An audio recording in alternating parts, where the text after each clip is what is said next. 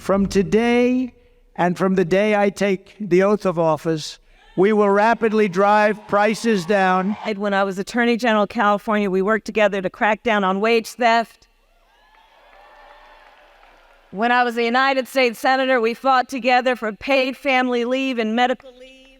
Welcome back to Forum Daily News. I'm Wyatt Sharpe, and this is your U.S. election tracker update. Well, certainly it's been a very busy past couple of weeks on the campaign trail, with, of course, the selection of J.D. Vance as Donald Trump's running mate, Tim Walz as Kamala Harris's running mate. The entire race has been upended, and there's been a lot of focus on kind of this drama-based politics, so to speak. But what about some of the actual policies that are being unveiled? We've been on the campaign trail over the course of the past little while, just today at an event that the former president was holding in Asheville, North Carolina, focusing specifically on his economic policy. And just one example of that is his proposal to eliminate tax on tips. Joining us now to discuss what we should make of all of this, the former president's strategy to campaigning, is Will Pierce. Interestingly enough, he was the director for Draft Biden, an initiative that was initially trying to get Vice President Biden a few years ago now to announce a bid for the presidency. He was also an advisor to Bernie Sanders. Thank you so much for making the time. We really appreciate it.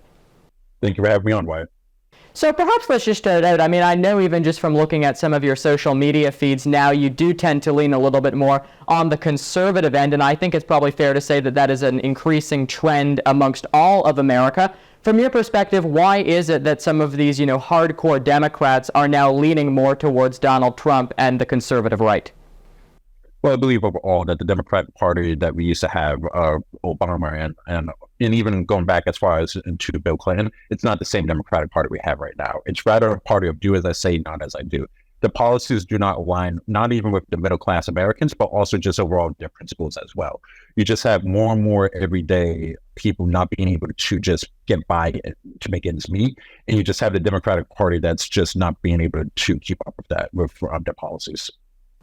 Is it fair to say that it's the same on the Republican side? Because obviously, I take your point, but a lot of people would argue that Donald Trump is fairly right-wing compared to, especially if you look back to kind of the Reagan-Bush era type politics. Is there any truth to that argument? I believe there's some truth to it, but overall, if you look at the Democratic Party right now and you look at the Republican Party right now, I believe overall there's more room for moderates overall in the Republican Party.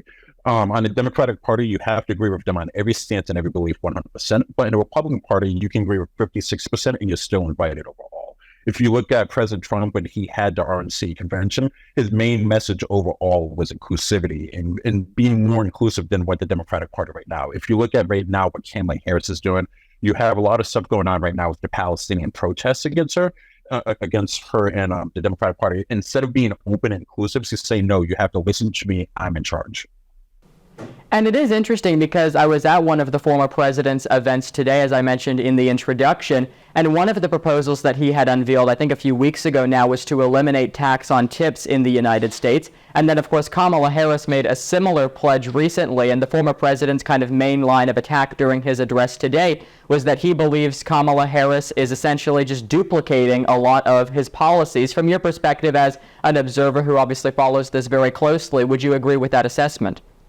Oh, yeah, I would agree with that assessment overall. One thing, not even to take it a step further, too, all this entire campaign so far, when Kamala Harris, since he announced, you have not heard anything of substance or policy come out. This proposal, the Trump proposal, no tax on tips, that's our first policy position out. If you go to her website as well, she has no policy positions out there.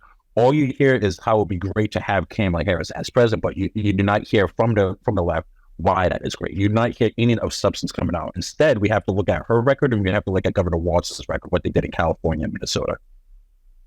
And just lastly here before we conclude, because I am curious as we advance forward in this campaign, the former president today was talking obviously a lot about the economy. He said he believes that is the most important issue facing Americans. When you kind of compare and contrast both Donald Trump to Kamala Harris, it's a unique election cycle in the sense of both of them have had kind of some form of executive experience. Kamala Harris, the vice president, Donald Trump, the president. What would be your message to people who kind of say, both of these two people have had the chance to make effective policy decisions in the past and they failed to do so? Why should we give them another chance? Overall, I would just sit there and say, look at how much you're spending right now when you go to the grocery store, and look at how much, the dollar is going overall. underneath the President Trump administration, we had our economy was doing a lot better than where it was right now. And then on top of that, it was during the COVID pandemic. So President Trump was able to control that. While Kamala Harris has been vice president, we just seen prices rise over and over and over again. And instead, the Democratic Party and the Biden administration, they sit there and say, oh, no, there's no inflation. I'm sorry. If you look at the average person out there, when they go to the grocery store, I think they would disagree.